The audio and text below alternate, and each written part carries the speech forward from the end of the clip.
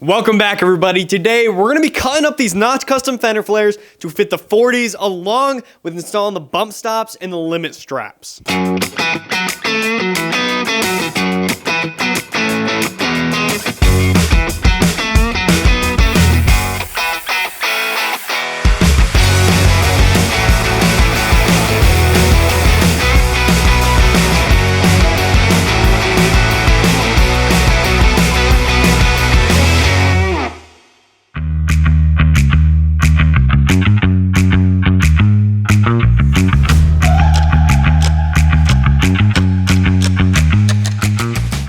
So today we're going to be doing quite a bit of work to the Resurrection Cherokee. We're getting very close on this thing, and before we can move forward and get to actually pulling this thing out of the shop under its own power, we need to take care of this. We're going to be doing some work to the front fenders along with the front fender flares. We're going to be doing, it's going to be a lot of body work. But before that, we're going to be doing some work to the actual shop. Over here, I was finally able to bring home my toolbox from work.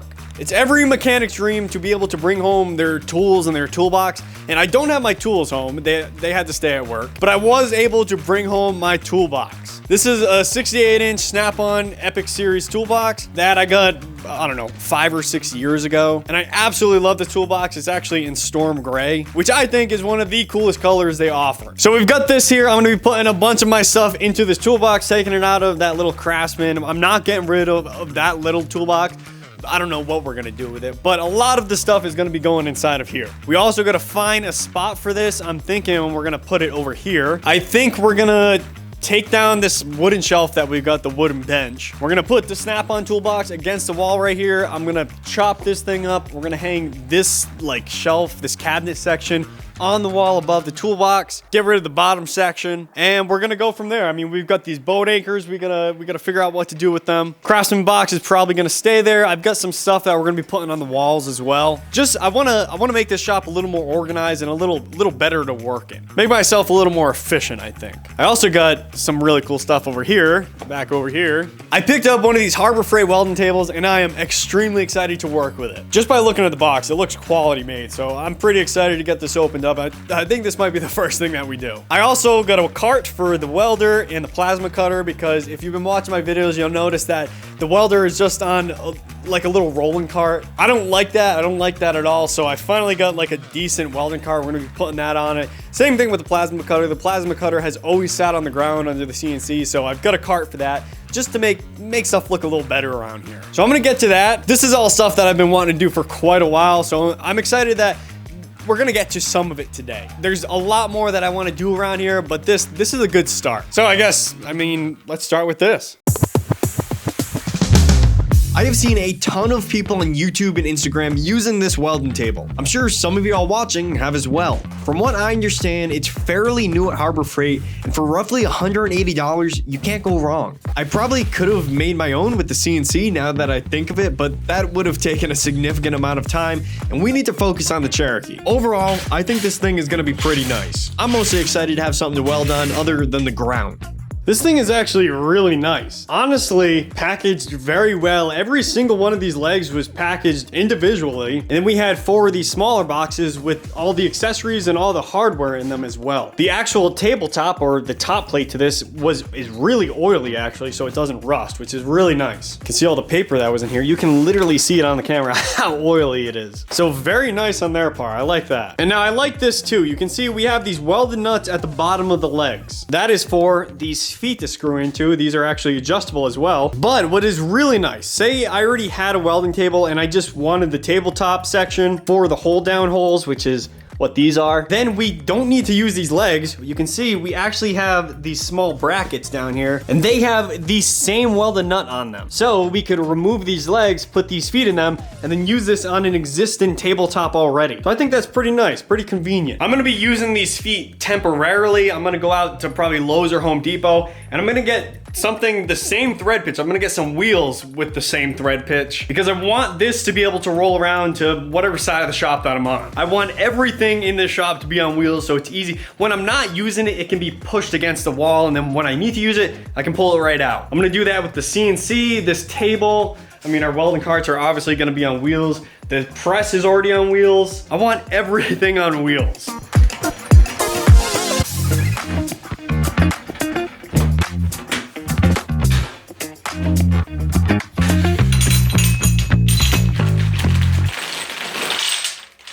I should have bought this a long time ago. We've got a ton of attachments for this thing. You can see we have these hold downs here.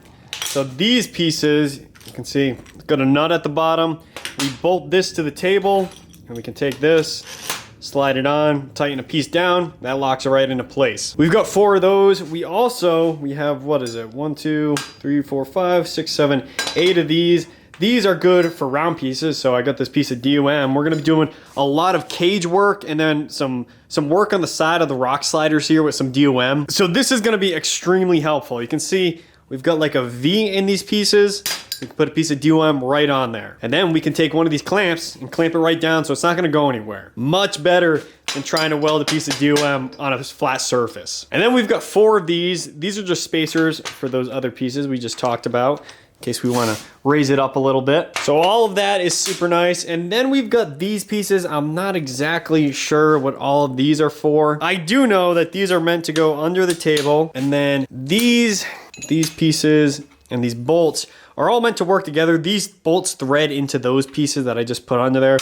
So it's another way to somehow clamp a piece onto the table, but I'm gonna have to look up a video and see exactly how you're supposed to use all of those pieces. I've never used a fancy welding table like this. I would consider this pretty fancy. So I'm gonna have to do some research, know exactly how to use, I mean, those last pieces I just showed you at least, but I think this is a step in the right direction. I also like how under here, this support has a lip in it. I know exactly why they did that. That is so you can make a shelf down here. So I'm actually gonna take a piece of wood and cut it out to fit this, and I'll have another shelf under here, which means more storage space, less stuff on the ground in the shop. That is exactly what the shop needs. I want this place to be as organized and professional looking as possible. This is like Christmas to me. I guess that makes sense since Christmas is only a few days away. All of this equipment I could have used a long time ago, but also could live without it, and I did. The only reason I'm doing all of this is because it's going to make me more efficient in the shop, and if I want to get this Jeep done anytime soon, I need to be as efficient as possible. Plus, I do make YouTube videos, so I guess this place should look presentable. So we're gonna cut that up later on.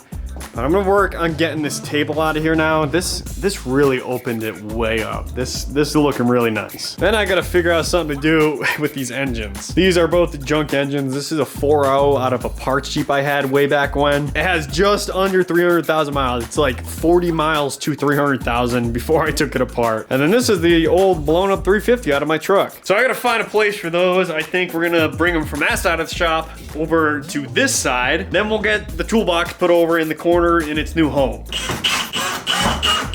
Who built this table? This is why I work with metal and not wood. That's good. There's a lot of, I wouldn't say clutter because everything in the shop serves a purpose, but there is a lot of stuff that I need to fit into this relatively small space. This is only a 2.5 car shop, roughly, so it definitely fills up quick. I like everything to be inside of something, whether that's a cabinet or a toolbox, so it's hidden away and you can't see it. If you've watched any of my videos, you can see that storage is definitely something I've been lacking, but with the new 68-inch snap-on toolbox, that should take care of a lot of it. It's a step in the right direction, at least. Come the spring, I'm hoping to put up some storage solutions outside of the shop, maybe like sheds or something. So literally anything in here that does not have to do with fabrication does not need to be in here. I want every inch of the shop to be for fabrication, no dead space and no overcrowding. And with that, we're done with the improvements to the shop. I'm gonna keep this short for y'all. You can see that in the corner here, we've got the snap-on toolbox, we've got the overhead cabinet. Over here, I still haven't done everything I wanted to over here. We've still got the Craftsman toolbox. We've got these 2 toolboxes. Eventually, I'd like to get rid of these once I transfer everything to the snap-on toolbox. But for now, this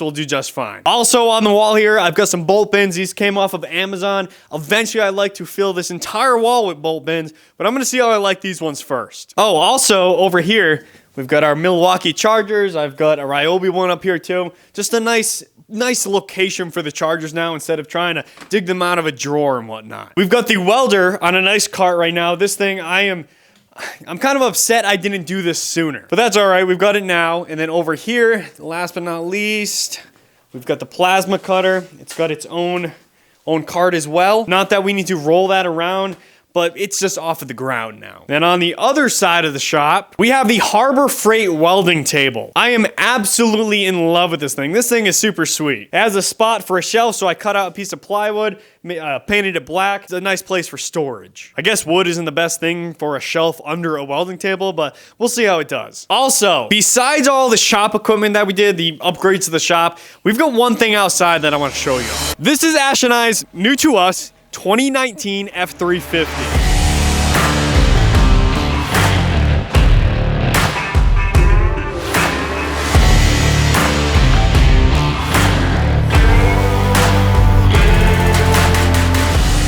We got this truck so we can tow the Jeeps with it. Not something I ever thought we would be doing, but I think it's the right call. This is, like I said, a 2019 F350 Lariat. It's got the 6.7 in it, just over 100,000 miles. It's a crew cab, 8-foot bed, basically fully loaded on the inside. We are very happy with it. Now that we have this, the next step is to get a trailer. I'm hoping to get a gooseneck to be able to tow the Resurrection Cherokee and my brother Jacob's Jeep. I think it's gonna make the drive to Rubicon a little more enjoyable. So we have heated seats, cooled seats, a heated steering wheel. I have Apple CarPlay. What else does it have? Oh, a sunroof, a giant sunroof.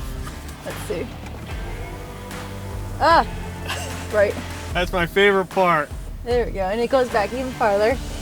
It's got a huge back seat for the dogs. We've got 36 cans of green beans currently in the back seat, so we know it fits at least that. I think we're gonna be really happy with this, and I get to drive it more than run. So I'm really excited.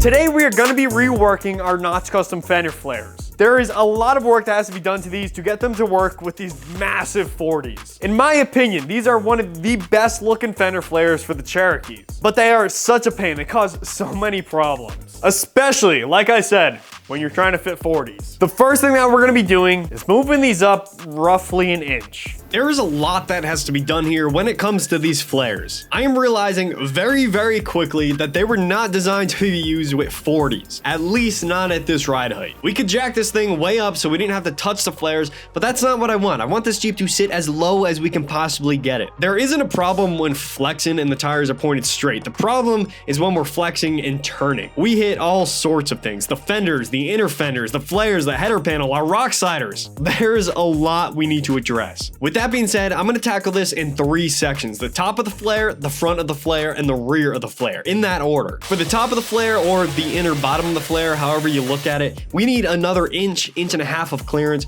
So I'm gonna move this flare up on the fender to get that extra clearance.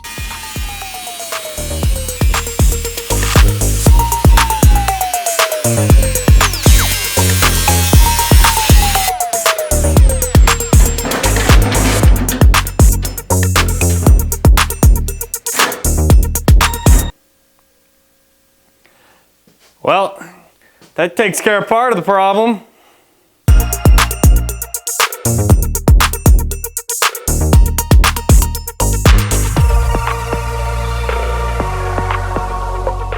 Up next is the front of the flare. This is where it gets real. I'm going to be rotating the front of this flare upwards so the tire can clear at full bump while turning. To do this, I'm going to first cut the fender and make sure the tire clears it. And then I'm going to take this flare that came in a $700 kit and cut it in half. This is beyond painful to have to do, but I think in the end it will be worth it.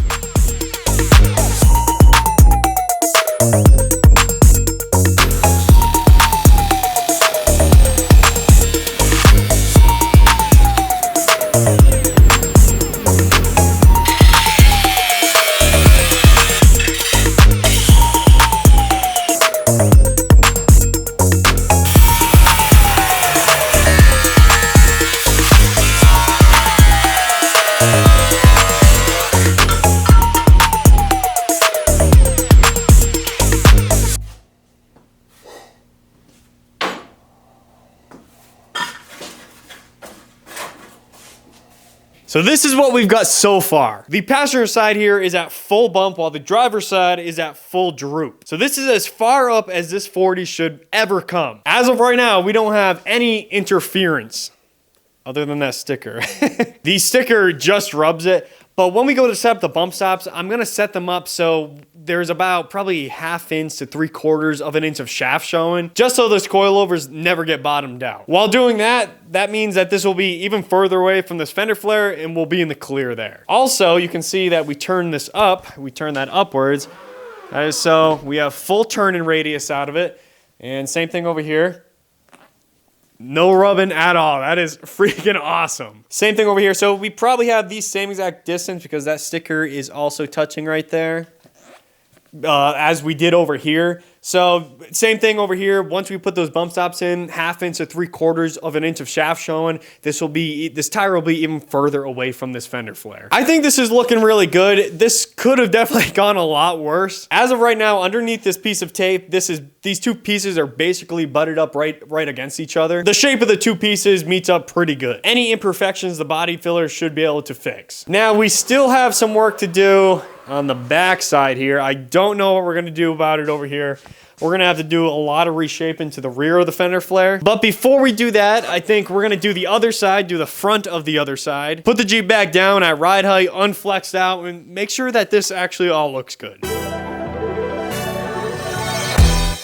The driver's side, as you would expect, turned out the same as the passenger side. This is a ton of work that I wish we didn't need to do, but in the end, we'll have a pretty unique Cherokee as far as the flares go. In a sense, because I wouldn't say Cherokees on 1-tons are rare or unique. I haven't seen anyone do this with the Notch Customs Flares, which makes me wonder how they don't have tire rub on the flare when turning maybe a 38 or bigger. All I know is that when we are done, we will have pretty close to full travel of our 14-inch coilovers and close.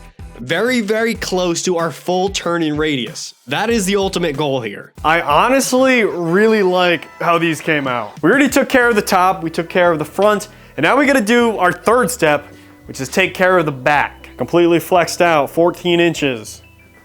Almost at complete bump. We have about an inch, no, probably about 3/4 to an inch of shaft shown. That's where I'm gonna make the bump stop land. So we have 3/4 to 1 inch of shaft showing at all times while it's completely bumped out. That's gonna help us a little bit on the back here and in the front and the top. But even being like that, there's some work that we're gonna have to do back here. You can see we are not touching anything back here whatsoever. So that is really good. There's a seam on the inside here, can't really see it. There's a seam on there. Some people actually cut that and hammer it down. I don't think we're gonna have to do that. We're actually probably about 1/4 to 1/2 inch away from it back there. And we're actually not touching the fender. So if we weren't running fender flares, like we would be done right here. And we're actually not touching the rock slider, which is very good news. But when we go to install this flare on either side, we're gonna have a problem. The flare right now, it comes off of this edge and it comes away from it about 2.5 inches. You can see right here, this tire goes past that, which is where our problem lies. I'm gonna be cutting these flares about 1.25 inches because they come out around 2.5 inches, which would put us right here at that 2.5 inch mark, which shouldn't be touching if I'm taking all these measurements right. So I'm gonna be cutting along this line I have right here. It's almost halfway. This is 1.25 inches right here. This is about 3 inches, so a little less than half. I'm gonna be like cutting out this sliver. It's gonna be like a weird looking triangle. And then later on, we're gonna be fiberglassing this inside portion into this section right here. So we're basically just moving this back 1.25 inches. I am really worried that this isn't going to look good, but then again, I thought the front wasn't gonna look good. I wasn't sure how that was gonna come out. And I'm really happy with how the fronts came out. So if we can get this to work and it still looks good in the end, then I'm gonna be happy. Making these cuts were extremely terrifying. If I mess this up or it doesn't end up looking good, then I'll have to buy another set of flares and start over. So I was hoping for the best. Now I did make the cuts to this flare. I did try it out on the Jeep. We have no more interference between the flare and the tire, but I did get bored with this and decided to move on to the bump stops. We've got the basic shape of these fender flares. We know they're gonna work, so we're gonna move on for now. As much as I wanna do the body work and the fiberglass work to this, we're gonna move on. Right now, we're gonna be working on bump stops. So if we come over here,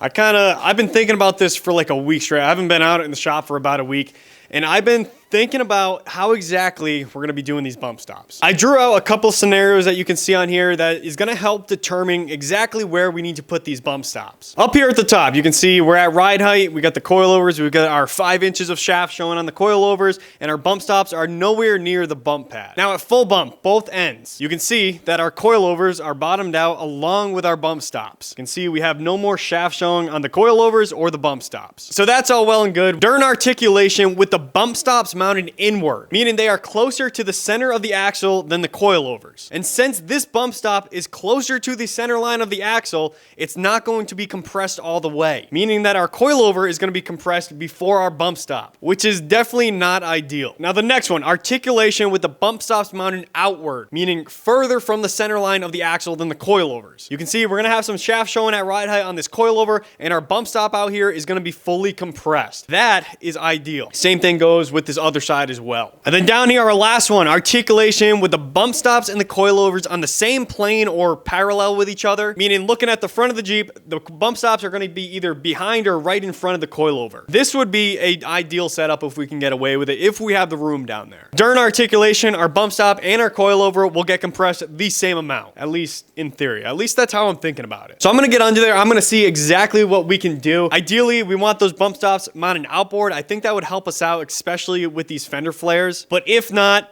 inline is going to be where it's at.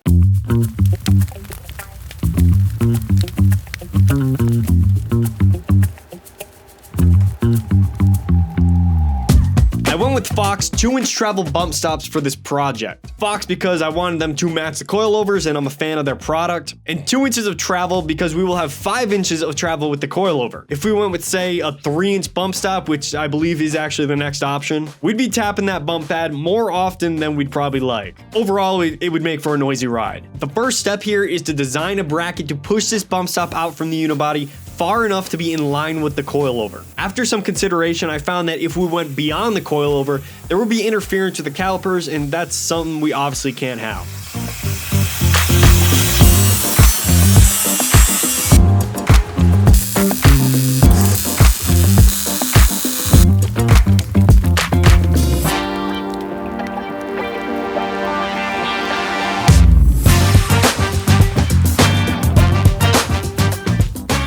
Once the actual coilover brackets were made, it was time to make the bump pad, the actual striking pad that the coilover will hit. These pads consist of multiple pieces I welded together, all out of 1/4 inch. They will definitely be taking a beating, so they have to be as strong as possible, just like everything else on this Jeep. The entire weight of the front of the Jeep will be landing on these bump pads. I'm not building this Jeep to go fast and hit whoops in the desert, but I'm sure that could happen a few times, so we need to make sure that these things will be able to take that abuse. Make sure to keep that in mind while fabbing them up. Plus, coming down off of a big ledge while crawling, which we will for sure be doing, could definitely do some damage if these are not built to handle it. I've gotten these bump stops just about done. There's still a few other pieces that we have to cut out, but before I go any further, I just want to kind of show you all exactly what I got going on, because really I haven't been filming all that much during this process. So here is our bump stop. We've got the mounts that we built for it, and then down here behind this caliper, it's kind of in the way, is the bump pad. You can see right now the bump stop is actually resting on top of a socket that's roughly 1 inch tall. I could have made this mount a little lower, but I wanted to have some adjustment in this. So we're gonna be putting a piece of hard plastic down here, kind of the same material as we got on the bump stop. It's gonna be roughly 1 inch thick, which is very thick, but I didn't want to remake these because we already have them cut out. And then if I end up needing less, I can get a 1/2 inch thick, 3/4 thick. They make a ton of different thicknesses. So these things are just about welded on. Once the axle comes out, I'm gonna finish welding them up. But I did find a problem with this upper mount. During full droop on either side, this coilover, it's just the nature of the 3-link, this coilover wants to swing back very slightly, which causes the widest part of the coilover, which is the slider here that goes in between the two coils, causes it to just touch this bracket. There's a few things I could have done differently here. I could have moved this back, but I already had these welded on. You can see I don't have much room to play with front to back. Or I could have made a new piece with a bend in it right here. Because you can see both these pieces kind of go out at an angle. So I actually already did that to the other side. Over here, I already took care of it. So you can see our piece now has an angle to it, has a bend. It's the same piece I had on there before, and now at full droop, this coilover does not come anywhere close to it. Well, it is pretty close, but it shouldn't touch it at all. I thought it looks cool without the bend in it, but with the bend in it, I think it looks really awesome. So I'm gonna get to work on the other side. I'm gonna do the same exact thing, and then we can continue forward.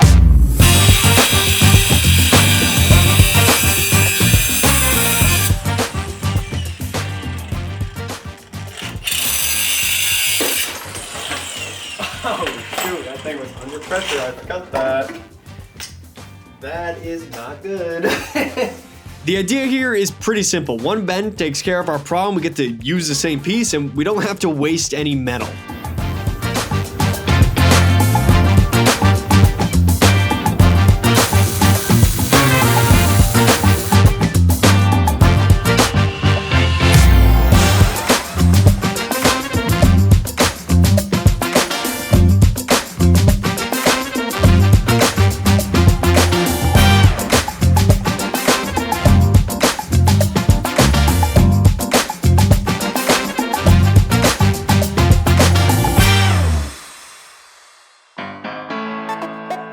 Now, what do bump stops go hand in hand with? The answer is limit straps, and that is on the list to do next. These are 16-inch limit straps from TMR, along with their lower mount and their adjustable upper.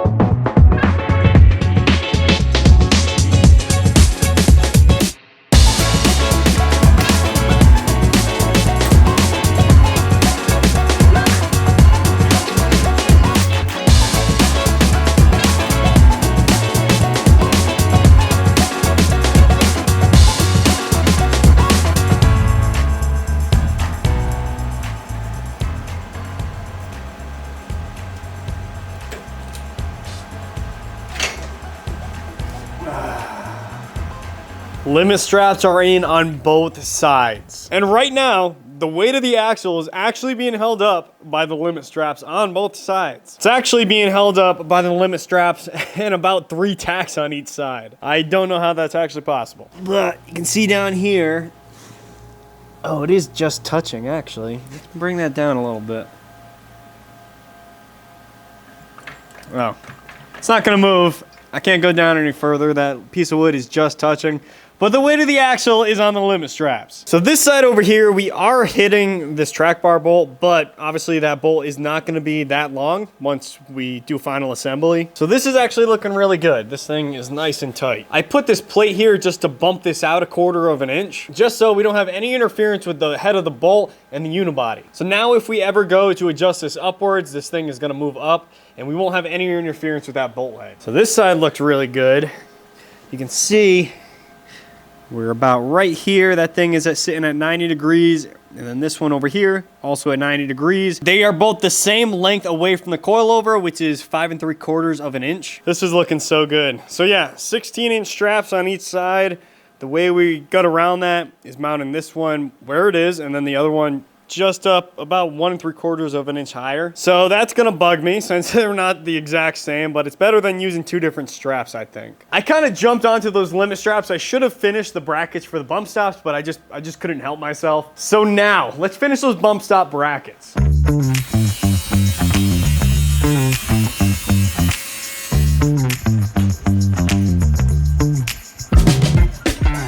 So one thing I decided not to do was finish the bump stop brackets, at least right now. I'm all over the place. At this point, I want to finish a few small odds and ends to get this front end ready for paint, which will be next video. One thing I've been meaning to do and actually have talked about in the past videos is fab up a track bar bracket brace. This brace is going to bolt onto the track bar bracket, go under the 4.0 and bolt to the other unibody rail. The goal of that is to stiffen up that bracket and help prevent a catastrophic failure of the bracket ripping happen off of the unibody. Not that I think that'll happen at all, but I like to overbuild stuff, so that sort of thing is not an option. We are not making that this video. I'm gonna save that for once the engine is actually in. But for now, I am cutting some holes in the track bar bracket, 2 on each side, and welded on threaded weld washers. This will be where the brace will bolt to once we get to it. Just thinking ahead a little bit. And of course, I decided to pull the Jeep out into the sunlight to get some photos. The next time this Jeep goes outside, it'll be driving out under its own power for a test drive.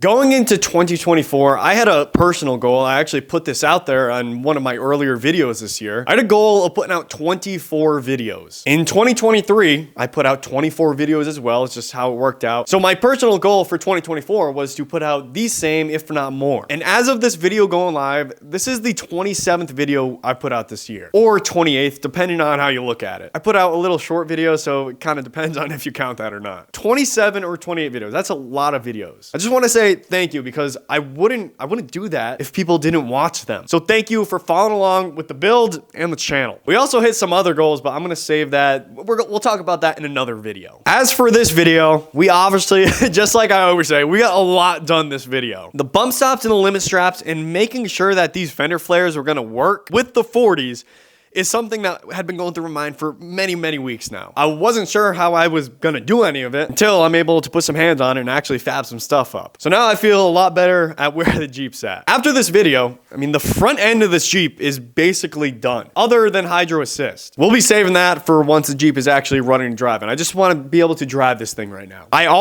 wanted to finish the fender flares this video. Obviously, we didn't get to do that. I'm gonna keep putting that off because I think my time can be better used elsewhere. I think right now, after a lot of thinking, I'm gonna focus my attention to prepping this engine bay, getting the engine back in, and then we're gonna get some drivelines ordered, we're gonna get brakes ordered, we're gonna get all of that stuff installed, and take this thing for a test drive. There's still a lot of work, obviously, that has to be done to the fender flares and the rear suspension, but I think my time can be best used getting that engine back in and getting some drivelines ordered. So next video, we're gonna do just that. Maybe not the test drive part, but we'll see. This is the last video of 2024. I greatly appreciate everyone following me along on this build journey. We're gonna get this thing done soon. My goal is to get to Easter Jeep Safari, which I'm pretty sure it's a little early this year. I believe it's around the end of March, beginning of April. So if you want to see the Resurrection Cherokee, come on down to Easter Jeep Safari. I'm gonna try to get it put up at a booth somewhere. I gotta find a company that would let me do that. Also, another goal of ours, which is further into 2025, we're gonna be doing the Rubicon Trail. Anyone that wants to come do the Rubicon Trail with my brother Jake and I, let me know. We're trying to get a big group together. It's gonna be a great time. The best way to contact me, message me on Instagram. Let me know you're interested, and in early January, I'm gonna be making a group chat on Instagram with everyone interested, so we can figure out dates and all the details. We're gonna be shooting for either June or July, so definitely let me know if you're interested. It's gonna be an amazing time. We're gonna have Jake's TJ, we're gonna have the Resurrection Cherokee, we're gonna be towing them there with the new to us F350. It's gonna be a really awesome time.